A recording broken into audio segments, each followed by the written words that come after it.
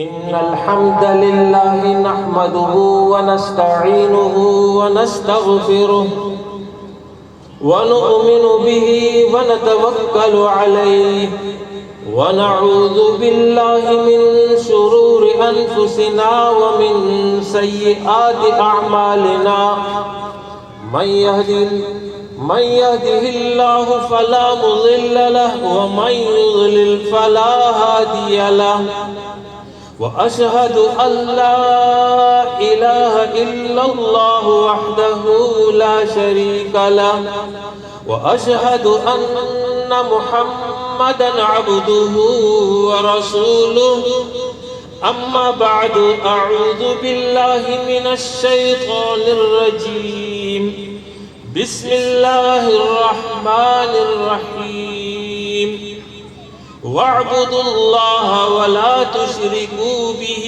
شيئا وبالوالدين إحسانا وبذي القربى واليتامى والمساكين والجار ذي القربى والجار الجنب والصاحب بالجنب وابن السبيل وما ملكت أيمانكم إن الله لا يحب من كان مختالا فخورا صدق الله مولانا العظيم رب اشرح لي صدري ويسر لي أمري واحلل عقدة من لساني يفقه قولي أما بعد میرے انتہائی محترم بزرگوں، نوجوانوں، نوعمر بچوں، خواتین اسلام،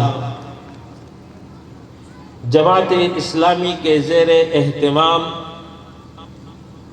یہ خوبصورت بابرکت پرنور محفل قرآن و سنت سعدی ٹاؤن میں جاری ہے۔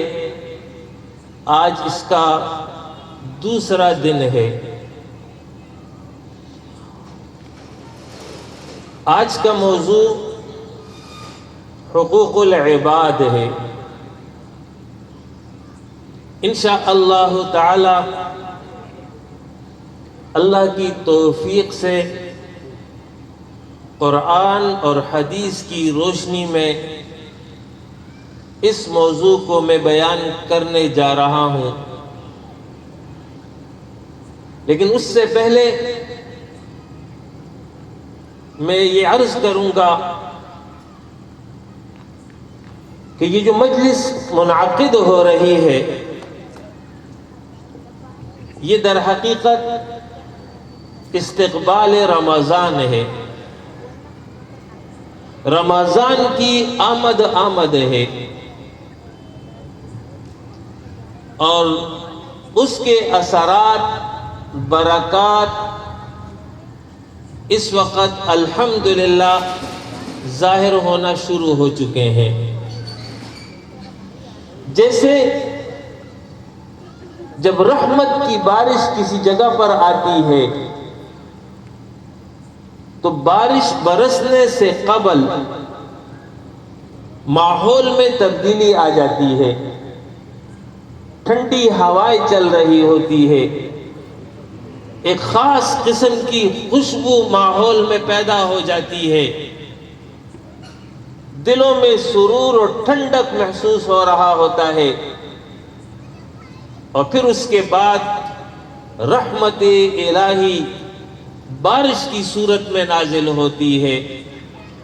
بارش یہ اللہ کی رحمت ہے، مادی رحمت ہے، اور قرآن اللہ کی معنوی رحمت ہے، اور قرآن ماہ رمضان میں نازل ہوا تھا، تو رمضان آ رہا ہے، تو رمضان کی آمد سے قبل ہی ماحول میں اس کے اثرات ظاہر ہونا شروع ہو چکے ہیں۔ محفل قرآن و سنت اسی کا ایک جز اور حصہ ہے۔ اہل ایمان اپنے دلوں میں فرحت محسوس کر رہے ہیں، خوشی محسوس کر رہے ہیں، اور اس ماہ مبارک کا انتظار کر رہے ہیں۔ جیسے کسی انسان کا کوئی محبوب دوست اور ساتھی قریب آ رہا ہو کہ اب وہ پہنچنے والا ہے، بس 2 دن کے بعد، 3 دن کے بعد، 1 ہفتے کے بعد وہ جو ہے آ رہا ہے، تو جیسے جیسے وہ قریب اس کا وقت آتا جاتا ہے تو دل میں اس کے لیے خوشی کے جذبات ہوتے ہیں۔ میرا دوست آ رہا ہے، میرا ساتھی آ رہا ہے۔ بس یہی حال اس وقت اہل ایمان کی ہے۔ مومن اور مومنہ ان قیمتی اوقات اور لمحات کا انتظار کر رہے ہیں۔ مناسب سمجھوں گا اصل موضوع پر بیان سے قبل استقبال رمضان کے حوالے سے چند بنیادی نکات عرض کر دوں۔ اس ماہ مبارک کے کرنے کے حوالے سے کام نکات کی صورت میں بیان کر رہا ہوں۔ نمبر 1، استقبال رمضان، جیسے کہ میں نے بھی وضاحت کر دی، یہی استقبال رمضان ہے۔ آج کی محفل بھی استقبال رمضان ہے۔ اب ہر جانب رمضان ہی کا ذکر ہو۔ نمبر 2، توفیق کی دعا۔ اللہ کی توفیق کے بغیر بندہ مومن کوئی کام نہیں کر سکتا، لہذا اس سے توفیق کی دعا کہ اے اللہ اس ماہ مبارک میں اپنی عبادت کی توفیق عطا فرما۔ نمبر 3، رمضان سے قبل رمضان روزوں کے مسائل کا علم حاصل کر لیں۔ نمبر 4، اخلاص نیت۔ یوں تو مومن مخلصانہ زندگی گزارتا ہے، لیکن اس کو دوبارہ تازہ کر لیں، اللہ سے عہد کریں آنے والے ماہ مبارک میں ہر عمل اے اللہ تیری رضا کے لیے ہوگا، جنت کے حصول کے لیے ہوگا۔ نمبر 5، سچی توبہ۔ رمضان سے قبل گزشتہ زندگی کے حوالے سے توبہ اور استغفار کا اہتمام کر لیں تاکہ پاک اور صاف ہو کر اس ماہ میں داخل ہوں۔ نمبر 6، اپنے لیے نظام الاوقات متعین کر لیں، اس لیے کہ نظام الاوقات کے نتیجے میں تھوڑے وقت میں زیادہ کام آپ کر پائیں گے۔ ہر شخص اپنے حساب سے اپنا نظام الاوقات بنا لے، یہ وقت میرے آرام کا ہے، یہ وقت میرے کام کا ہے، یہ وقت عبادت کا ہے، وغیرہ وغیرہ۔ عید کی تیاری ابھی سے کر لیں، بچوں کے کپڑے لینے ہیں، دوسروں گھر والوں کے کپڑے لینے ہیں اور شاپنگ کرنی ہے، جو کچھ بھی ہے رمضان سے قبل کر لیں۔ رمضان میں مارکیٹوں کا چکر نہ لگائیں۔ خواتین سے میری گزارش ہے کہ کچن سے متعلقہ وہ تمام کام جس کو ابھی سے جو ہے تیار کیا جا سکتا ہے، پیاز چھیلنا اور مسالہ کوٹنا وغیرہ، اس کا اہتمام ابھی سے کر لیں۔ ماہ مبارک کے لمحات ان میں ضائع نہ ہو، بلکہ وہ وقت چاہے وہ سحری کا ہو یا افطار کا ہو، اللہ کے ساتھ تعلق میں جو ہے وہ بسر ہونا چاہیے۔ نمبر 7، نمازوں کا اہتمام۔ تکبیر اولیٰ کے ساتھ با جماعت نماز ادا ہو، اور خواتین گھروں میں اول وقت میں جیسی آذان ہو جائے اول نماز ادا کریں۔ نمبر 8، یہ مہینہ قرآن کا مہینہ ہے، لہذا قرآن کے ساتھ خصوصی تعلق قائم ہونا چاہیے۔ تراویح کی صورت میں بھی، دورہ قرآن کی صورت میں بھی الحمدللہ یہاں پر جماعت اسلامی حلقہ خواتین کے تحت دورہ قرآن کے پروگرامات ہوتے ہیں۔ میں تمام خواتین سے گزارش کروں گا کہ وہ بھی اور ان کی بچیاں بھی وہ لازماً اس پروگرام میں شریک ہوں۔ انشاءاللہ تعالی اللہ کی رحمت اپنی زندگیوں میں محسوس کریں گے۔ تفہیم القرآن مفکر اسلام سید ابو الاعلی مودودی رحمہ اللہ کا دیا ہوا عظیم الشان تحفہ 30 سالہ محنت شاقہ کے بعد وہ وجود میں آیا ہے۔ یہ تفہیم القرآن آپ اپنے مطالعے میں رکھیں، خصوصاً 30واں سپارہ جو بالعموم نمازوں میں دہرایا جاتا ہے، کوشش کریں کہ آپ اس کا مطالعہ اس مہینے میں مکمل کر لیں، اس طرح قرآن کے ساتھ آپ کا تعلق ہو۔ نمبر 9، اپنے روزوں کی حفاظت کرے۔ مقصد روزہ تقوی ہے، لہذا وہ تمام امور جس کے نتیجے میں اللہ کی نافرمانی لازم آتی ہو اس سے اپنے روزے کی حفاظت کرنی ہے، کوئی گناہ نہیں کرنا ہے۔ نمبر 10، نیکی کی جستجو۔ یہ مہینہ نیکیوں کا موسم بہار ہے، کوشش کریں آپ کے دامن میں زیادہ سے زیادہ نیکیاں جمع ہو جائے، خیر اور بھلائی کی جتنی بھی شکلیں ہیں اس میں اپنا حصہ ڈالیں۔ نمبر 11، قیام اللیل، تہجد کا اہتمام ضروری ہے۔ ماہ رمضان میں یہ سہولت اللہ نے سب کو دے دی ہے، سحری کا وقت تہجد کا وقت ہے، 8 رکعت، ممکن نہ ہو تو 6 رکعت، وہ بھی ممکن نہ ہو تو 4 رکعت، وہ بھی ممکن نہ ہو تو کم از کم 2 رکعت توجہ کے ساتھ ادا کیا جائے۔ اور آج کی اس مجلس میں دیکھ رہا ہوں چاروں جانب وہ تمام افراد موجود ہیں جنہوں نے اس بات کا عہد کیا ہوا ہے کہ میری زندگی کا مقصد تیرے دین کی سرفرازی، لہذا محمد الرسول اللہ صلی اللہ علیہ وسلم کو نمونہ عمل بنانا ہوگا۔ جب آپ پر وحی نازل ہوئی، قم فانذر وربک فکبر، کھڑے ہو جائیے اپنی رب کی کبریائی کو بیان کیجئے، بڑی ذمہ داری تھی، تو ساتھ ہی یہ فرما دیا کہ تم پر ایک اضافی نماز اور فرض کر دی گئی تہجد کی صورت میں۔ باقی مومنوں پر 5 نمازیں ہیں، آپ پر 6 نمازیں ہیں، اس لیے کہ آپ کی ڈیوٹی زیادہ ہے، لہٰذا آپ اس کا اہتمام کریں گے۔ تو آج اسلامی تحریک کے کارکنان سے میں گزارش کروں گا کہ اس نماز کو اپنی زندگی کا معمول بنا لیں، انشاءاللہ تعالی بہت سارے فوائد آپ محسوس کریں گے۔ اور اس کا بہترین موقع ماہ رمضان ہے، اس میں تربیت حاصل کریں، مشق کریں، انشاءاللہ مستقل عادت بن جائے گی۔ نمبر 12، ذکر الہی کا اہتمام، اٹھتے بیٹھتے چلتے ہر حال میں اللہ اکبر، سبحان اللہ، لا الہ الا اللہ، سبحان اللہ وبحمدہ، سبحان اللہ العظیم، ان کلمات سے اپنے زبان کو تر رکھیے۔ درود شریف کا اہتمام، رسول اللہ صلی اللہ علیہ وسلم ہمارے محسن اعظم ہیں، لہذا ان کے اوپر درود مستقل بھیجتے رہیں۔ نمبر 14، دعاؤں کا اہتمام کریں، سحری کے وقت، افطار کے وقت، فرض نماز کے بعد، تلاوت قرآن کے بعد، تہجد کے وقت اپنے لیے دعا کریں، اپنے والدین کے لیے دعا کریں، اپنے اعز اور اقارب کے لیے دعا کریں، پوری امت کے لیے دعا کریں۔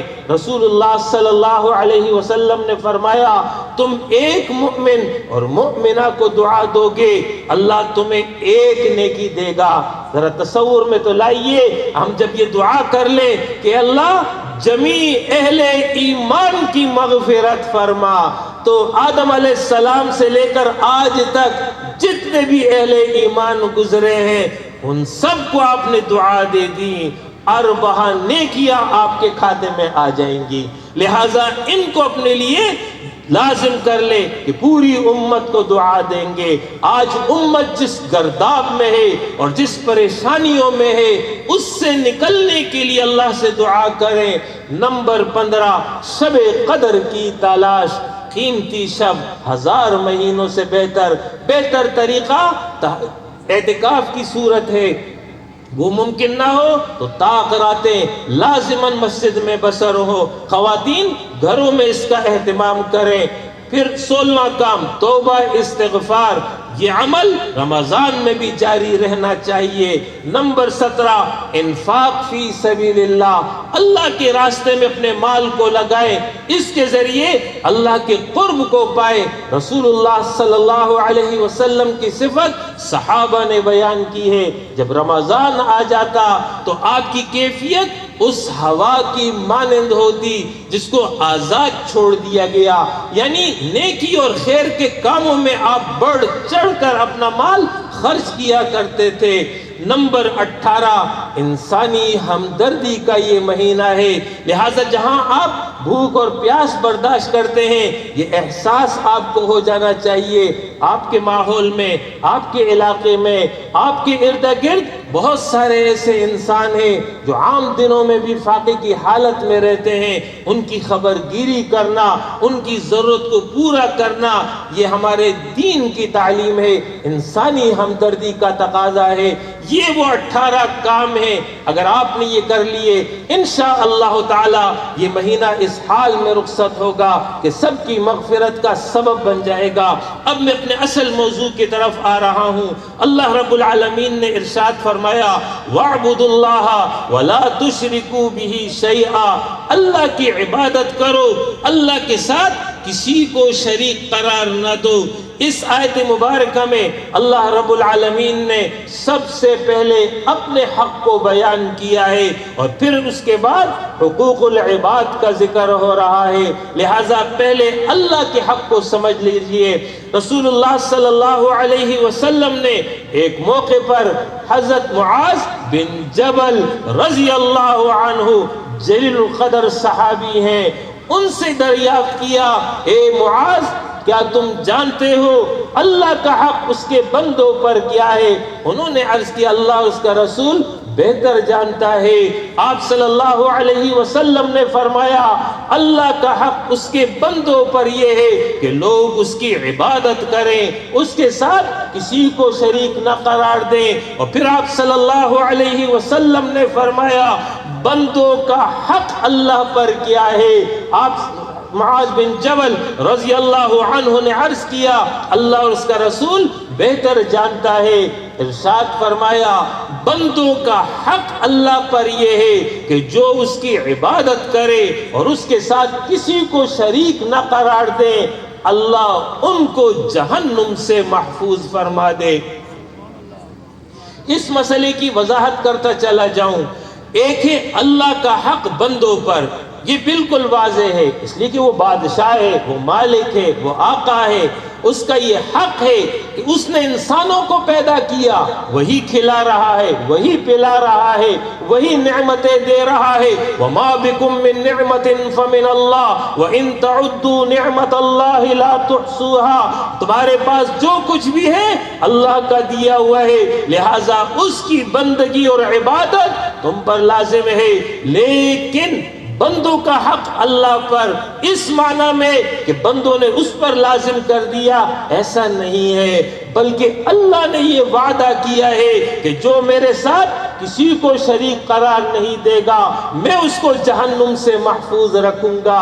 تو یہ اللہ نے اپنے اوپر خود لازم کیا ہے کہ میں ان کو جو ہے جہنم سے محفوظ رکھوں گا جو میرے ساتھ کسی کو شریک نہ قرار دیں گے۔ اس معنوں میں یہ بندوں کا حق اللہ پر ہے۔ دوسری بات یہ سمجھ لیجئے عبادت کس کو کہتے ہیں۔ عبادت کا ایک وہ مفہوم ہے جو آج ہمارے معاشرے میں معروف اور مشہور ہے، اور ایک عبادت کا وہ مفہوم ہے جو قرآن اور حدیث نے بیان کیا ہے۔ ہمارے معاشرے کا عبادت کا مفہوم نماز، روزہ، زکوٰۃ، ذکر، تلاوت، تسبیح، یعنی وہ امور جس کے ذریعے ایک انسان تقرب الہی، رضا الہی کے حصول کے لیے کوشش کرتا ہے۔ انہی امور کو عبادت وہ کہتا اور سمجھتا ہے، اور میں سمجھتا ہوں اس میں اس کی غلطی نہیں ہے۔ مسئلہ یہ ہے ہم ایک طویل عرصہ غلامی کے دور سے گزرے ہیں، اس دور میں نماز اور روزے کی ہی اجازت تھی، اسلامی نظام نہیں تھا، اسلامی نظام معیشت نہیں تھا، اسلامی نظام معاشرت نہیں تھا، اسلامی نظام عدالت نہیں تھا، اسلامی نظام سیاست نہیں تھا۔ اس زمانے میں صرف نماز اور روزے کی اجازت تھی، اسی لیے اسی کو کل دین سمجھا گیا، اسی کو عبادت کا درجہ دیا گیا، جبکہ قرآن اور حدیث کی اصطلاح میں عبادت کا مفہوم یہ ہے کہ العبادت ہی اسم جامع لکل ما يحبه اللہ ويرضاه من الاقوال والافعال الظاہر والباطن۔ 8ویں صدی کے مجدد شیخ الاسلام امام ابن تیمیہ رحمہ اللہ نے اس کا مفہوم واضح کیا کہ عبادت ہر اس قول اور فعل کا نام ہے جس کے ذریعے اللہ کی رضا حاصل ہو جائے، جو اللہ کو پسند ہو، چاہے اس کا تعلق انسان کے ظاہر سے ہو، چاہے اس کا تعلق انسان کے باطن سے ہو، چاہے اس کا تعلق اخلاق اور عقیدے سے ہو، اللہ کی رضا اس میں موجود ہو، اللہ کو وہ پسند ہو، اسی کو عبادت کہتے ہیں۔ پھر وضاحت فرمائی نماز، روزہ، زکوٰۃ، ذکر، تلاوت، تسبیح یہ بھی عبادت ہے، امر بالمعروف نہی عن المنکر یہ بھی عبادت ہے، والدین کی خدمت، اولاد کی تربیت، پڑوسیوں کے ساتھ حسن سلوک، مہمان نوازی کا اہتمام کرنا، غریبوں کا لحاظ خیال رکھنا، غرض تمام وہ امور جس کا اللہ نے حکم دیا ہے ان کو بجا لانا، یہ اللہ کی عبادت ہے۔ 2 صفحے لکھنے کے بعد آخر میں انہوں نے فرمایا فالدین کلہ داخل فی العبادہ، دین سارا کا سارا عبادت میں داخل ہے، یعنی دین پر اگر عمل کرو گے تب کہیں جا کر کے صحیح معنوں میں اللہ کی عبادت کرو گے، تو یہ اللہ کا حق ہے۔ فرمایا وَاعْبُدُوا اللَّهَ وَلَا تُشْرِكُوا بِهِ شَيْئًا، اللہ کے ساتھ کسی کو بھی شریک قرار نہ دو۔ شرک کا سادہ مفہوم یہ ہے کہ اللہ کا حق کسی اور کو دینا یا اللہ کے حق میں کسی اور کو بھی شریک قرار دینا، یہ بہت بڑا جرم ہے، اس کی معافی قیامت کے دن نہیں ہوگی اگر دنیا میں کسی نے توبہ نہ کی۔ ان اللہ لا یغفر ان یشرک بہ ویغفر دون ذلک لمن یشاء، اللہ مشرک کو نہیں بخشے گا، اس کے بعد باقی اعمال اس میں اس کی مرضی ہے، جس کو چاہے سزا دے دے، جس کو چاہے معاف کر دے۔ یہاں پر یہ نکتہ سمجھ لیجئے، ہمارے معاشرے کے اندر عام طور پر یوں کہا جاتا ہے کہ حقوق اللہ سے زیادہ حقوق العباد کی اہمیت ہے، کہ اللہ اپنا حق معاف کر دے گا، بندہ اپنا حق معاف نہیں کرے گا، لیکن یہ بات درست نہیں ہے۔ اول حق اللہ کا ہے، اس کے بعد بندوں کا حق ہے، اور بندوں کا حق اللہ کے حکم کے تحت ہے، اور اگر ایسا نہیں ہوگا تو پھر قیامت میں نجات ممکن ہی نہیں ہے۔ ایک شخص اگر شرک کی حالت میں ہو لیکن والدین کی خدمت کرتا ہے، اولاد کی تربیت کرتا ہے، پڑوسیوں کا حق ادا کرتا ہے، غرض انسانی تمام حقوق وہ ادا کر لیتا ہے، لیکن اللہ کا حق اس نے نہیں دیا، شرک کی حالت میں مر گیا، یہ جہنم میں جائے گا، اس کی نجات ممکن ہی نہیں ہے۔ لہذا اول حق، یہ بات سمجھ لیجئے، سب سے بڑا اور اول اور اہم حق اللہ کا ہے۔ نمبر 2، اس کے بعد سب سے بڑا حق بحیثیت امتی محمد الرسول اللہ صلی اللہ علیہ وسلم کا ہے۔ اس کے بعد پھر حقوق العباد کے مراحل آتے ہیں۔ حقوق العباد میں سب سے اہم حق قرآن نے خود ذکر کیا ہے، فرمایا وَبِالْوَالِدَيْنِ إِحْسَانًا، اور والدین کے ساتھ نیکی کے عمل کرو گے، حسن سلوک رکھو گے۔ والدین کا ذکر اللہ رب العالمین نے متعدد مقامات پر اپنے حق کے بیان کے بعد ذکر کیا ہے۔ اس کی وجہ یہی ہے کہ دنیا میں آنے کا سبب، حقیقی سبب حکم الہی ہے، جبکہ ظاہری سبب اس کے ماں باپ ہوتے ہیں۔ لہٰذا اللہ رب العالمین نے اپنے حق کے بعد والدین کے حق کو ذکر کیا ہے۔ والدین کے حق میں 4 چیزیں ہیں۔ نمبر 1، الاحسان الی الوالدین، والدین کے ساتھ احسان کا معاملہ کرنا، حسن سلوک کا رویہ زبان کے ذریعے بھی ہو، عمل کے ذریعے بھی ہو، بدن کے ذریعے بھی ہو، مال کے ذریعے بھی ہو۔ نمبر 2، الانفاق علی الوالدین، اپنے والدین پر خرچ کرو گے، اگر وہ محتاج ہیں، اگر وہ ضرورت مند ہے، اگر وہ بیمار ہے، تو تم اپنا مال اپنے والدین پر لگاؤ گے۔ تیسرا حق اطاعت الوالدین، والدین کی اطاعت کرنا، ان کی فرما برداری اختیار کرنا، یہ اولاد پر لازم ہے، اور اس کے بالمقابل والدین کی نافرمانی ہے۔ اور نافرمانی کے بارے میں رسول اللہ صلی اللہ علیہ وسلم نے فرمایا، بڑے بڑے گناہوں میں سے ایک گناہ یہ ہے کہ انسان اپنے ماں باپ کا نافرمان ہو۔ لہذا والدین کی اطاعت اور فرما برداری اولاد پر لازم ہے۔ البتہ اگر ماں باپ گناہ کی تعلیم دے، شرک کی تعلیم دے، وہ بات ہرگز تسلیم نہ کی جائے، لیکن اگر ایسی بات نہ ہو تو پھر والدین کے حکم کو ترجیح دی جائے گی۔ نمبر 4، والدین کا حق نمبر 4 یہ ہے الدعاء للوالدین، اپنے والدین کو دعاؤں میں یاد رکھو گے۔ اس حوالے سے قرآن نے بہترین دعا سکھلائی ہے، رب ارحمہما کما ربیانی صغیرا، اے میرے رب میرے ان ماں باپ پر ایسا رحم فرما جس طرح انہوں نے بچپن میں میری پرورش کی تھی۔ بچپن کی پرورش اس کا بدلہ اور عوض ایک انسان ساری عمر خدمت کر کے بھی نہیں اتار سکتا۔ رسول اللہ صلی اللہ علیہ وسلم کے پاس ایک صحابی آتے ہیں، بیان کرتے ہیں، حضرت میری والدہ بوڑھی تھی، میں نے ان کو اپنے کندھے پر بٹھایا، حج کے تمام مراحل سے ان کو گزار دیا، کیا میں نے اپنی ماں کا حق ادا کر دیا؟ رسول اللہ صلی اللہ علیہ وسلم نے فرمایا کہ اے فلاں، تم نے تو وہ حق بھی ادا نہیں کیا جب تمہیں جنتے ہوئے اسے تکلیف پہنچی ہے۔ لہٰذا ایک شخص ساری عمر بھی اپنی ماں باپ کی خدمت کر لے، حق نہیں ادا کر سکتا۔ لہٰذا دعا سکھلائی ہے کہ اے اللہ تو ہی ان پر ایسا رحم فرما کہ وہ رحم مساوی ہو جائے، برابر ہو جائے اس تربیت کا جو انہوں نے بچپن میں میری کی ہے۔ یہ دعا سکھلائی ہے۔ اسی طرح حضرت ابراہیم علیہ السلام کی دعا ہے، ربنا اغفر لی ولوالدی وللمؤمنین یوم یقوم الحساب، اے اللہ میری بخشش فرما، اے اللہ میرے والدین کی بخشش فرما، اے اللہ تمام اہل ایمان کی بخشش فرما۔ والدین کے حق میں ایک حق یہ بھی ہے کہ والدین کی نسبت سے جو رشتے قائم ہیں، جن کے حوالے سے تفصیلی بیان آگے آ رہا ہے، ان تمام رشتوں کا لحاظ رکھنا، پاس رکھنا، صلہ رحمی کرنا، یہ والدین کا حق ہے۔ اسی طریقے سے جب والدین دنیا سے رخصت ہو جائیں، انہوں نے کوئی وصیت کی ہو، اس کی تنفیذ کرنا، ان کے دوستوں کا خیال رکھنا، ان کی خیر خبر گیری کرنا، یہ ان کا حق ہے۔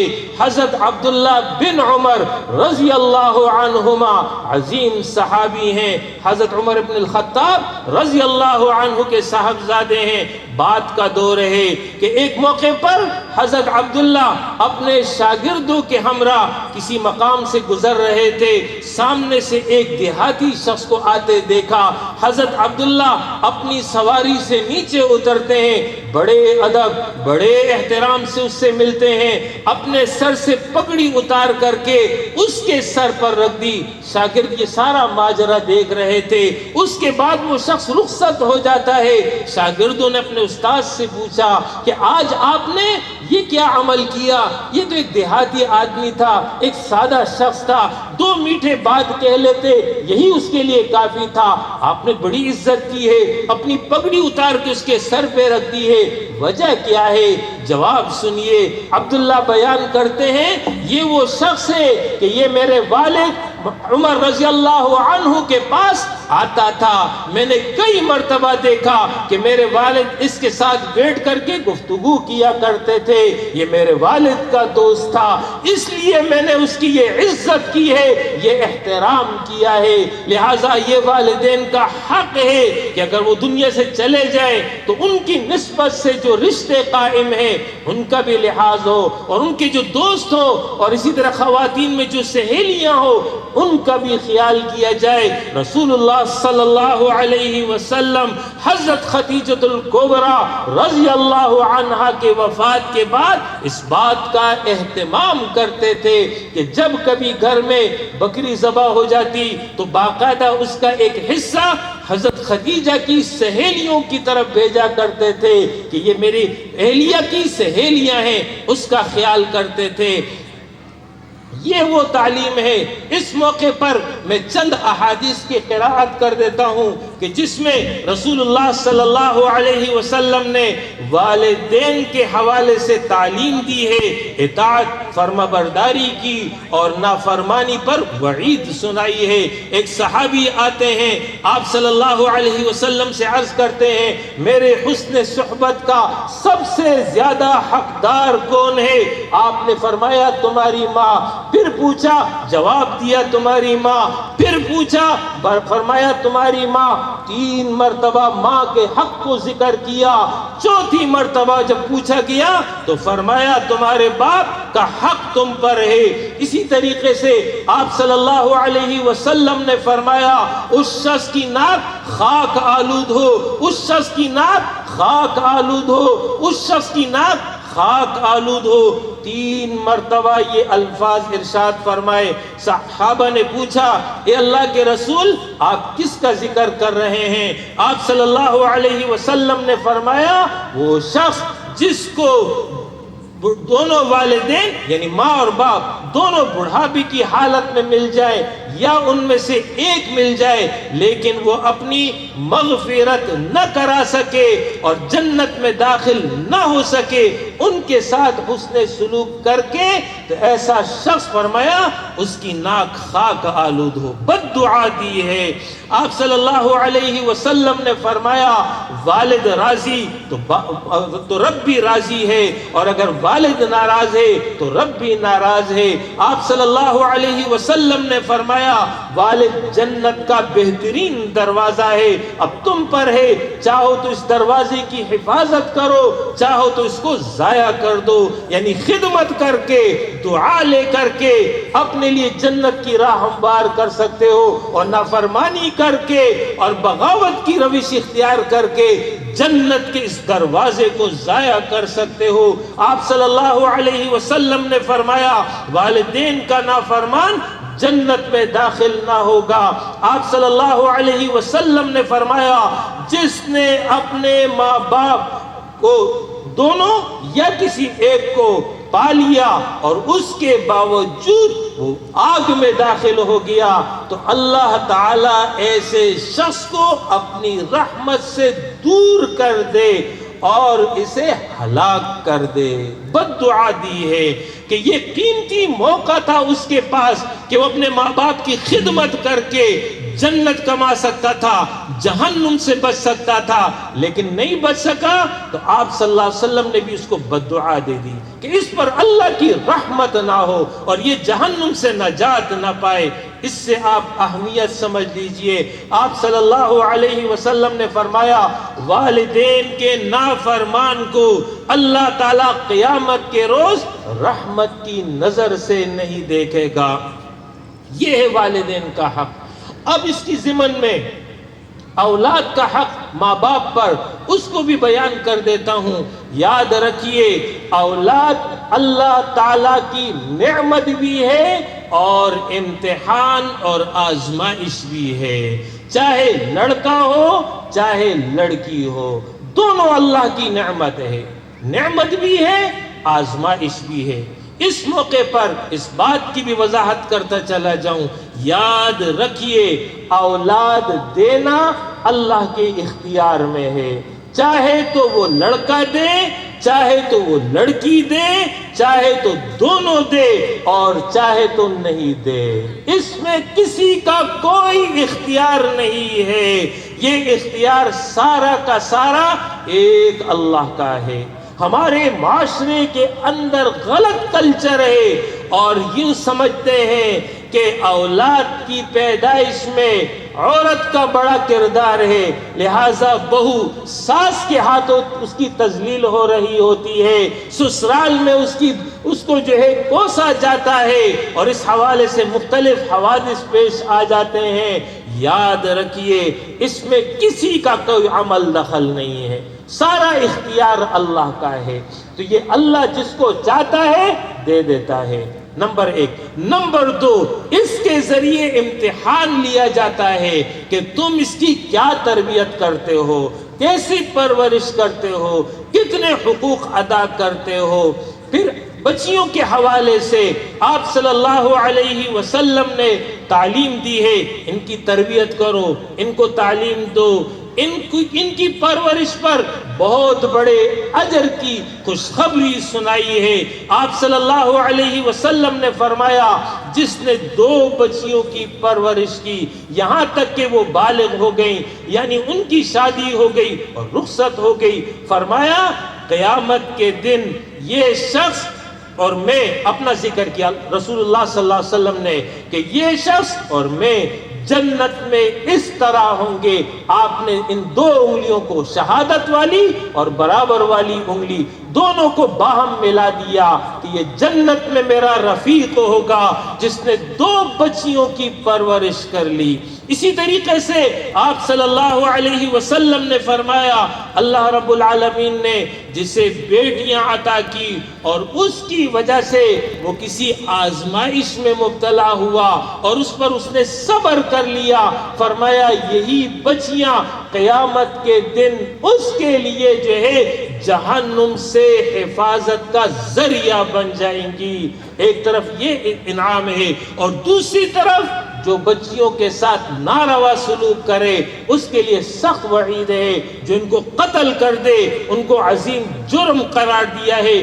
کبیرہ گناہوں میں سے ایک گناہ رسول اللہ صلی اللہ علیہ وسلم نے یہی بیان کیا کہ تم اپنی اولاد کو قتل کر دو اس خطرے سے کہ تم مفلس ہو جاؤ گے، اور جس نے اپنی بیٹی کو زندہ درگور کر دیا، قتل کر دیا، اس کے بارے میں قرآن نے خود یہ اعلان کر دیا وَإِذَا الْمَوْءُودَةُ سُئِلَتْ بِأَيِّ ذَنبٍ قُتِلَتْ، وہ زندہ درگور کی ہوئی لڑکی سے ہم پوچھیں گے تمہیں کس جرم میں قتل کیا گیا، وہ تو معصوم جان تھی، اس معصوم جان کو کیوں لیا گیا؟ مطلب یہ ہے یہ سنگین جرم ہے جس کی سزا قیامت کے دن اسے بھگتنا ہوگی۔ اہل عرب یہ کام تو اس وقت کیا کرتے تھے جب بچیوں کی پیدائش ہو جاتی تھی، اس سے پہلے تو ان کو علم نہیں ہوتا تھا۔ آج جدید دور ہے، آج کی سائنس نے جو ہے انسانوں کو یہ علم دے دیا، الٹرا ساؤنڈ کے ذریعے پہلے ہی معلوم ہو جاتا ہے۔ بدقسمت ہے وہ لوگ جو یہ جاننے کے بعد کہ آنے والی اولاد لڑکی ہوگی اس کو دنیا میں آنے سے پہلے ہی مار دیتے ہیں، دنیا میں آنے سے پہلے ہی اس کو ختم کر دیتے ہیں۔ یہ وہ سنگین جرم ہے جس کی سزا قیامت کے دن ایسے لوگوں کو بھگتنا ہوگی، اور اس سے بدبخت وہ لوگ ہیں جو بچیوں کی پیدائش ہونے کے بعد کچرا کنڈیوں میں اسے پھینک دیتے ہیں۔ بدقسمت ہے وہ لوگ جو بچیوں کو جو ہے عیدی اور اس قسم کے اداروں کے حوالے کر دیتے ہیں۔ یہ اللہ کی نعمت ہے، یہ اللہ کی رحمت ہے، یہ جنت میں داخلے کا سبب ہے، یہ جہنم سے بچاؤ کا سبب ہے، یہ رسول اللہ صلی اللہ علیہ وسلم کے ساتھ رفاقت پانے کا سبب ہے، لہذا ان کی پرورش پر یہ انعام ہے۔ آپ صلی اللہ علیہ وسلم نے اولاد کے حوالے سے فرمایا کہ یہ اولاد تمہارے پاس یہ اللہ کی امانت ہے، اور اس حوالے سے قیامت کے دن اللہ سوال کرے گا، الا کلکم مسئول، تم میں سے ہر ایک ذمہ دار ہے۔ تو باپ سے بھی بچوں کے بارے میں سوال ہوگا، کیا تربیت کی، کس حال میں رکھا، کیسی پرورش کی۔ لہٰذا یہ اولاد کا حق ہے کہ ان کی تربیت کرے، ان کی پرورش کرے۔ جب اللہ رب العالمین کسی کو اولاد دے دے تو پھر اس پر لازم ہے کہ اس کا اچھا نام رکھے۔ آپ صلی اللہ علیہ وسلم نے فرمایا بہترین نام عبداللہ ہے، عبد الرحمن ہے۔ مطلب یہ کہ وہ نام جس میں عبدیت ہو، عاجزی ہو، انکساری ہو، اللہ کے ناموں میں سے کوئی نام اس کے ساتھ جڑا ہوا ہو، یہ سب سے بہترین نام ہے۔ پھر اس کے بعد جب 7واں دن آ جائے اس دن عقیقہ کر لے، لڑکا ہو تو 2 بکرے یا بکریاں، لڑکی ہو تو 1 بکری ذبح کر دی جائے، اور 7ویں دن اس کے بال اتار دیے جائے، 7ویں دن ہی اس کا نام متعین ہو جائے۔ جب بچہ بولنے لگے تو پھر سب سے پہلے کلمہ توحید لا الہ الا اللہ اس کی زبان پر جاری کیا جائے۔ لڑکا ہو تو اس کی ابتدائی پرورش تو ماں کرتی ہے، لیکن جو بڑا ہوتا چلا جائے باپ اس کی نگرانی شروع کر دے، خود مسجد جائے، اپنے ساتھ بچے کو ساتھ لے کر کے جائے۔ آپ صلی اللہ علیہ وسلم نے فرمایا 7 سال کی عمر کا ہو جائے اس کو نماز کی تعلیم دو، 10 سال کی عمر کا ہو جائے نماز نہ پڑھے اس کی پٹائی کرو تاکہ اس کی عادت بن جائے۔ تو باپ کی یہ ذمہ داری ہے کہ وہ اپنے لڑکوں کی بہترین پرورش کا اہتمام کرے۔ اسی طریقے سے میں خواتین سے گزارش کر رہا ہوں کہ جب بچیاں ہو تو بچیوں کی پرورش کرنا ان کی ذمہ داری ہے۔ لہٰذا یہ تبھی ممکن ہے جب ماں مؤمنہ ہوگی تو ان کی بچیاں بھی مؤمنہ ہوگی۔ لہٰذا گھر کا ماحول اسلامی ہونا ضروری ہے۔ اگر ماں پردہ کرتی ہوگی، حجاب کرتی ہوگی، بچیاں بھی حجاب کریں گی۔ لہٰذا اپنی بچیوں کو شروع سے ہی عادی بنائے، جب آپ نماز پڑھیں اپنے ساتھ مصلی اور بچھا دیں، اپنی بچیوں کو تعلیم و ترغیب دیں۔ وہ اس وقت نماز نہیں پڑھ سکیں گی لیکن آپ کی نقل اتاریں گی، آہستہ آہستہ ان کی عادت ہوتی چلی جائے گی۔ اسی طریقے سے ابتدا سے ان کے ذہن میں عقائد، صحابیات، صحابہ، انبیاء، ان کے واقعات ان کو ذہن نشین کرائے۔ ہمارا مسئلہ یہ ہے کہ آج کے دور میں ہر شخص مصروف ہو گیا ہے، بلکہ میں تو یہ کہتا ہوں کہ جو سب سے زیادہ فارغ ہے وہی سب سے زیادہ مصروف ہو گیا ہے۔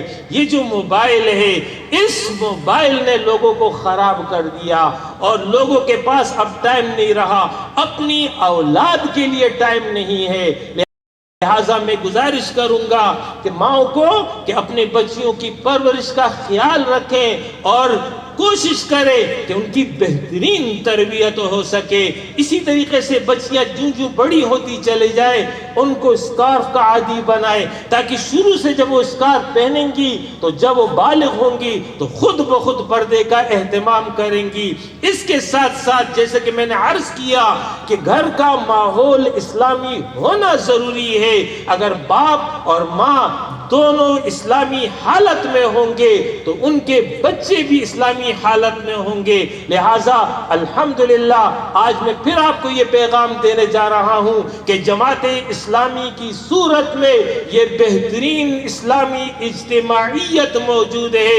تمام مرد حضرات اس اجتماعیت کا حصہ بنے، اسی طریقے سے خواتین حلقہ خواتین کا حصہ بنے۔ اسلامی جمعیت طلبہ یہ بہت بڑی نعمت ہے اسکول اور کالج اور یونیورسٹیوں میں کہ جس کی وجہ سے الحاد، لادینیت، قادیانیت، پرویزیت اور اس قسم کے تمام فتنوں کا مقابلہ اسلامی جمعیت طلبہ نے کیا ہے۔ میں آپ سے گزارش کروں گا اپنے بچوں کو اس جمعیت کے ساتھ جوڑ دیں۔ جمعیت طالبات کی صورت میں بچیوں کا ونگ موجود ہے، اس کے ساتھ جوڑ دیں۔ چھوٹی بچیوں کے لیے بزم گل موجود ہے، اس کے ساتھ ان بچیوں کو جوڑ دیں۔ چھوٹے بچوں کے لیے اچھے ساتھی بزم شاہین وغیرہ موجود ہے، اس کے ساتھ ان بچیوں کو جوڑ دیں۔ اس طرح پورا خاندان جب ایک اسلامی ماحول میں رہے گا، اسلامی تربیت میں رہے گا، انشاءاللہ تعالی اس کے اثرات اور نتائج ان کی زندگی میں ظاہر ہوں گے۔ لہٰذا اولاد کی بہترین تربیت یہ ماں باپ پر لازم بھی ہے، اور یہ بہترین تحفہ اور ہدیہ بھی ہے والدین کی جانب سے اپنے اولاد کے لیے۔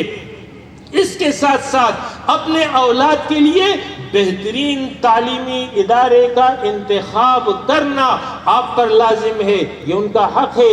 لیکن یاد رکھیے، میں جب یہ کہہ رہا ہوں کہ بہترین اسلامی ادارہ، اسکول، کالج، اس سے مراد یہ نہیں ہے کہ وہاں انگریزی بہت اچھی بولی جاتی ہو، وہاں پر جو ہے جدید علوم جو ہے وہ سکھائے جاتے ہوں۔ یہ تمام علوم اپنے بچوں کو سکھائے، میں اس سے منکر نہیں ہوں۔ بہترین ڈاکٹر بنائے، بہترین انجینئر بنائے، معاشرے کا بہترین فرد بنائے، لیکن اس سے پہلے اسے بہترین مسلمان بنائے۔ اور بہترین مسلمان بنانے کا طریقہ یہ ہے کہ آپ ایسے ادارے کا انتخاب کریں، ایسے اسکول اور کالج کا انتخاب کریں جہاں پر جو ہے دینی تربیت کا پورا اہتمام موجود ہو۔ عثمان پبلک اسکول، دار ارقم اسکول اور اس قسم کے متعدد اسکولز موجود ہیں۔ لہٰذا ایک بہترین ادارے کا انتخاب اگر آپ اپنے بچوں کے لیے کریں گے، وہاں سے ان کی تربیت بہترین طریقے پر ہو سکے گی۔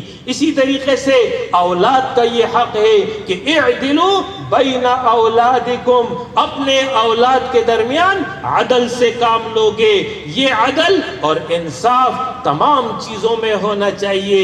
اس حوالے سے لوگ بہت بڑی غلطی کر جاتے ہیں، وہ یہ کہ جو لوگ اپنا ترکہ زندگی میں تقسیم کرنا چاہتے ہیں تو وہ اس فارمولے پر کرتے ہیں جو بعد الوفات میراث کا فارمولہ ہے۔ یاد رکھیے، میراث کا فارمولہ زندگی میں جاری نہیں ہو سکتا۔ زندگی میں ایک باپ اپنے اولاد کو جو کچھ دیتا ہے اس کی حیثیت ترکہ اور میراث کی نہیں ہے، بلکہ اس کی حیثیت ہدیہ تحفہ کی ہے۔ لہٰذا جب ہدیہ اور تحفہ کی ہے تو تمام اولاد میں برابری لازم ہے، خواہ لڑکے ہوں خواہ لڑکے اور لڑکیاں ہوں، سب کو برابر اور مساوی دیا جائے گا۔ یہ نہیں کہ لڑکے کو 2 حصے اور لڑکی کو 1 حصہ، لڑکے کو 2 لڑکی کو 1، یہ میراث ہے، اور میراث بعد الوفات ہوتی ہے، زندگی میں میراث نہیں ہوتی ہے۔ لہٰذا مال اگر تقسیم کر رہا ہے، جائیداد اگر تقسیم کر رہا ہے تو اپنے اولاد میں عدل کا خیال کرے گا، سب کو مساوی دے گا، چاہے لڑکا ہو چاہے لڑکی ہو۔ ہاں یہ بات سمجھ لیجئے، اگر کوئی سبب ایسا موجود ہو جس کی وجہ سے ایک کو زیادہ اور دوسرے کو کم دے تو پھر اس سبب کی وجہ سے اس کی گنجائش موجود ہے۔ مثلا ایک لڑکا پڑھ رہا ہے، دوسرا جو ہے وہ فارغ التحصیل ہے، جو پڑھ رہا ہے اس کے خراجات زیادہ ہیں اس لیے اس کو زیادہ دے دیا، یا ایک لڑکا برسر روزگار ہے دوسرا بے روزگار ہے تو بے روزگار کو زیادہ دے دیا، یا بیمار ہے اس بنا پر زیادہ دے دیا، یا مقروض ہے تو اس بنا پر زیادہ دے دیا، یا بیٹی بیمار ہے اس لیے اس کو زیادہ دے دیا، یعنی کوئی سبب موجود ہے، اس سبب کی بنا پر ایک کو کم اور دوسرے کو زیادہ دے دیا تو تب تو گنجائش موجود ہے، لیکن بلا سبب بغیر کسی وجہ کے لڑکی کو کم دینا لڑکے کو زیادہ دینا، اس کی گنجائش نہیں ہے شریعت میں۔ ہر صورت میں برابری اور مساوات جو ہے لازم ہے۔ تو فرمایا کہ اعدلوا بین اولادکم، اپنے اولاد کے درمیان عدل سے کام لوگے۔ اس کے ساتھ ساتھ اولاد کا یہ حق ہے کہ ان کے لیے دعا کرو گے۔ اس حوالے سے اللہ رب العالمین نے دعا یہ سکھلائی ہے کہ ربنا ہب لنا من ازواجنا وذریاتنا قرۃ اعین، اے اللہ ہمیں اپنی بیویوں سے اور اپنے بچوں سے آنکھوں کی ٹھنڈک نصیب فرما، وجعلنا للمتقین اماما، اے اللہ ہمیں متقین کا امام بنا دے۔ ہر باپ اپنے بچوں کا امام ہوتا ہے، تو بچے متقین ہوں گے تو یہ متقیوں کا امام ہوگا۔ وَجَعَلْنَا لِلْمُتَّقِينَ اماما، ہمیں متقیوں کا امام بنا دے، یعنی ہماری اولاد متقی بن جائے۔ تو دعاؤں کا بھی ساتھ ساتھ اہتمام ہونا چاہیے۔ اس کے بعد شوہر اور بیوی کے حقوق، اس حوالے سے چند نکات عرض کر دیتا ہوں۔ بحیثیت شوہر وہ قوام ہے، وہ ذمہ دار ہے، قیامت میں اس سے محاسبہ ہوگا۔ قُوْ أَنفُسَكُمْ وَأَهْلِيكُمْ نَارًا، خود بھی جہنم کی آگ سے بچو، اپنے گھر والوں کو بھی جہنم کی آگ سے بچاؤ۔ وَأْمُرْ أَهْلَكَ بِالصَّلَاةِ وَاصْطَبِرْ عَلَيْهَا، اپنے گھر والوں کو نماز کا حکم کرو، خود بھی نماز پر قائم رہو۔ اس اعتبار سے مرد کی دوہری ذمہ داری ہے، اپنی بھی، بیوی اور بچوں کی۔ لہذا جب شوہر ذمہ دار ہے، وہ منتظم ہے، تو دوسری جانب اللہ اور اس کے رسول کی تعلیم بیوی کے لیے یہ ہے کہ وہ اپنے شوہر کی اطاعت کرے، فرما برداری اختیار کرے، اس کی رضا کے مطابق عمل کرے، اس لیے کہ اس کے بغیر کوئی نظم قائم نہیں رہ سکتا جب تک سمع اور اطاعت نہ ہو۔ لہذا آپ صلی اللہ علیہ وسلم نے بیویوں کو جو تعلیم دی ہے اس کا خلاصہ یہ ہے، آپ صلی اللہ علیہ وسلم نے فرمایا اگر اللہ کے ماں سوا کسی اور کے سامنے سجدہ جائز ہوتا، بیوی کو حکم کرتا اپنے شوہر کو سجدہ کرے۔ آپ صلی اللہ علیہ وسلم نے فرمایا جو خاتون اس حال میں دنیا سے رخصت ہوئی کہ اس کا شوہر اس سے راضی رہا، وہ جنت میں جائے گی۔ آپ صلی اللہ علیہ وسلم نے فرمایا جو خاتون 5 وقت نماز پڑھے، ماہ رمضان کے روزے رکھے، اپنی عزت کی حفاظت کرے، اپنے شوہر کی اطاعت کرے، جنت کے 8 دروازے اس کے لیے کھول دیے جائیں گے، جس دروازے سے وہ چاہے داخل ہو جائے۔ یہ تو بیوی کے اوپر آپ صلی اللہ علیہ وسلم کی جانب سے احکام تھے۔ دوسری جانب عورتوں کے حقوق، اس حوالے سے خلاصہ یہ ہے کہ ان کے ساتھ شوہر حسن سلوک کا رویہ رکھے۔ آپ صلی اللہ علیہ وسلم نے فرمایا تم میں بہترین شخص وہ ہے جو اپنے گھر والوں کے ساتھ حسن سلوک رکھتا ہو، اور میں تم سب سے زیادہ اپنے گھر والوں کے ساتھ حسن سلوک رکھتا ہوں۔ حسن سلوک نرم رویہ، محبت، پیار، شفقت، درگزر کرنے کا رویہ۔ آپ صلی اللہ علیہ وسلم نے فرمایا عورت پسلی سے پیدا کی گئی، تم نے اگر سیدھا کرنے کی کوشش کی توڑ دو گے۔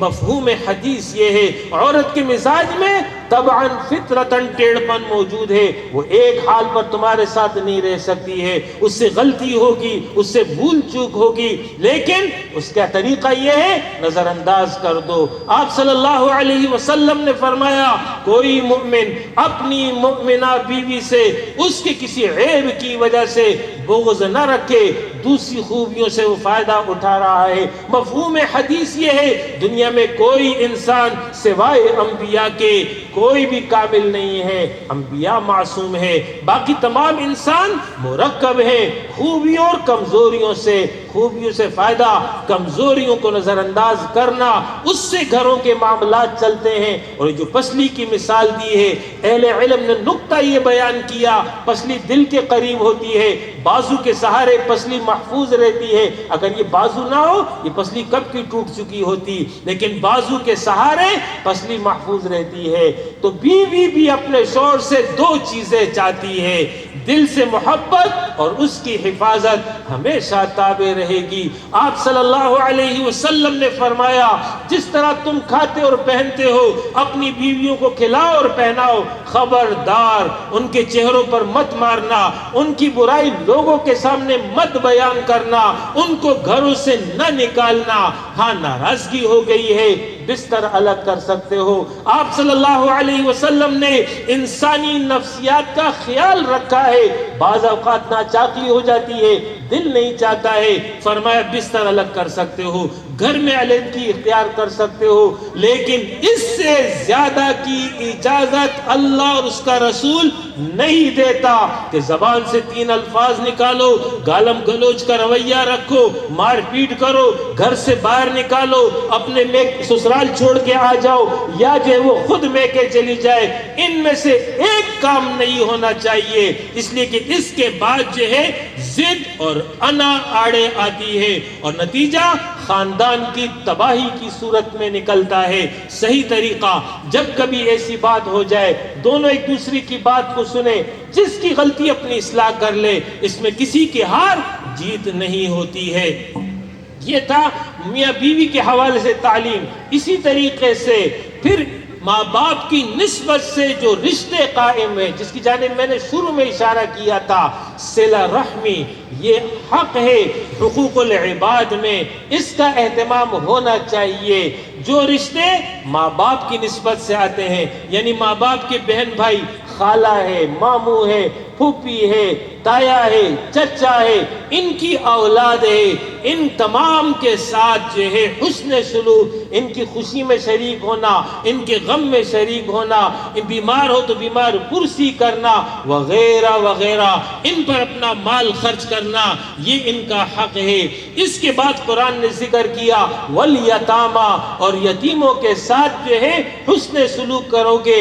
آپ صلی اللہ علیہ وسلم نے فرمایا میں اور یتیم کی کفالت کرنے والا جنت میں اس طرح ہوں گے۔ آپ نے 2 انگلیوں کو قریب رکھا اور ان کے درمیان تھوڑا سا فاصلہ رکھا۔ بچیوں کی تربیت کے حوالے سے فرمایا تھا کہ پیوست ہیں، اور یتیم کے حوالے سے تھوڑا سا فاصلہ رکھا ہے کہ ان کو بھی جنت میں میری رفاقت نصیب ہوگی۔ آپ صلی اللہ علیہ وسلم نے فرمایا جس نے یتیم کے سر پر شفقت کے ساتھ اللہ کی رضا کے لیے ہاتھ پھیرا، تو جتنے بالوں پر اس کا ہاتھ پھرا ہوگا، اس کی عوض میں اللہ اس کو نیکیاں عطا کرے گا۔ اسی طریقے سے مساکین کا ذکر کیا۔ مسکین وہ شخص ہے جو سفید پوش ہو، جو اپنی حاجت لوگوں کے سامنے بیان نہیں کر سکتا، ان کا خیال کرنا اور ان کی ضرورت کو پورا کرنا یہ ان کا حق ہے باقی لوگوں پر۔ اور اس کے بعد فرمایا والجار ذی القربا، وہ پڑوسی جو تمہارا عزیز بھی ہو، والجار الجنب، اور وہ پڑوسی جو اجنبی ہو۔ دونوں پڑوسیوں کے حقوق ہیں، لہذا آپ کے پڑوس میں جو بھی رہتا ہو، خواہ آپ کا عزیز ہو، بھائی ہے، بہن ہے، چچا ہے، ماموں ہے، اس کا خیال کرنا، یا پڑوسی ایسا ہے کہ جو اجنبی ہے اس کا بھی خیال رکھنا، یہ اس کا حق ہے۔ آپ صلی اللہ علیہ وسلم نے فرمایا خدا کی قسم وہ شخص مؤمن نہیں ہے، خدا کی قسم وہ شخص مؤمن نہیں ہے۔ اور پھر فرمایا کہ خدا کی قسم وہ مؤمن نہیں ہے۔ صحابہ نے عرض کیا اللہ کے رسول کس کا ذکر فرما رہے ہیں؟ فرمایا وہ شخص جس کے شر اور فساد سے اس کا پڑوسی محفوظ نہ ہو، یہ شخص مومن نہیں ہے۔ آپ صلی اللہ علیہ وسلم کے سامنے ایک عورت کا ذکر کیا گیا، حضرت بڑی نمازیں پڑھتی ہے، بڑے صدقات دیتی ہے، لیکن اس کی زبان کی شر سے اس کے پڑوسی محفوظ نہیں ہے۔ آپ صلی اللہ علیہ وسلم نے فرمایا یہ عورت جہنم میں جائے گی۔ دوسری عورت کا ذکر کیا، اللہ کے رسول ایک اور عورت ہے، فرائض کا اہتمام کرتی ہے، نوافل صدقات اتنے نہیں ہیں، ہاں فرائض کا اہتمام کرتی ہے، لیکن اس کے پڑوسی اس کے شر سے محفوظ ہیں۔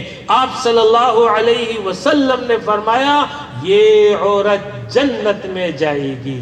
اس طرح تعلیم دی ہے۔ آپ صلی اللہ علیہ وسلم نے فرمایا جب تم اپنے پڑوسی کو اپنے بارے میں اچھا کہتے ہوئے سنو تو تم اچھے ہو، اور جب برا سنو تو تم برے ہو۔ ایک موقع پر اپنے صحابی ابو ذر کو فرما رہے ہیں اے ابو ذر جب تم شوربے والی چیز بناؤ تو اس میں پانی زیادہ کر دو اور اپنے پڑوسی کا خیال رکھو۔ کیا تعلیم دی ہے! آج ہمارے معاشرے میں پڑوس سے لوگ بے خبر رہتے ہیں، بلکہ جتنا جو ہے ہم جدید ہوتے چلے جا رہے ہیں، جدیدیت کی طرف آ رہے ہیں، اتنا ہی جو ہے بیگانہ پن جو ہے ہم میں پیدا ہو رہا ہے۔ بلکہ بعض مقامات پر تو ایسے واقعات ہو جاتے ہیں، پڑوس میں میت ہو جاتی ہے، خبر بھی نہیں ہوتی ہے، عیدی والے کو فون کر لیتے ہیں، وہ جا کے غسل دلا دیتے ہیں، وہی کفنا دیتے ہیں۔ یہ رویہ ہمارے دین کا نہیں ہے۔ لہٰذا اپنے پڑوسی کی خیر خبر گیری کرنا، ان کے ساتھ حسن سلوک کرنا، ان کی خوشی اور غم میں شریک ہونا، یہ ان کا حق ہے۔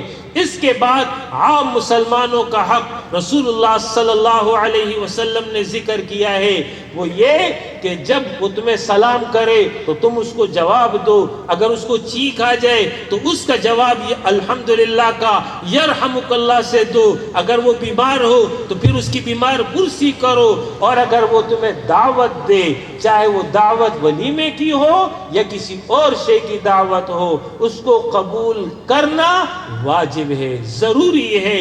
اسی طریقے سے وہ اگر فوت ہو جائے تو اس کے جنازے میں شریک ہونا یہ اس کا حق ہے۔ اسی طریقے سے آپ صلی اللہ علیہ وسلم نے بیمار کا بھی حق بیان کیا، قرض دار کا حق کو بیان کیا، قرض خواہ کے حق کو بیان کیا، مزدوروں کے حق کو بیان کیا، مہمانوں کے حق کو بیان کیا، عام انسانوں کے حق کو بیان کیا، اور جانوروں کے بھی حق کو بیان کیا ہے۔ یہ وہ حقوق العباد ہیں جن کی ادائیگی بہرحال لازم ہے۔ لہٰذا ایک شخص جب اللہ کا حق اللہ کو دے دیتا ہے اور بندوں کا حق بندوں کو دے دیتا ہے، تب کہیں جا کر کے وہ دین پر عمل کرتا ہے اور اس کے نتیجے میں وہ رب کی رضا کو پا لیتا ہے۔ اقول قولی ھذا واستغفر اللہ لی ولکم ولسائر المؤمنین وآخر دعوانا ان الحمد للہ رب العالمین۔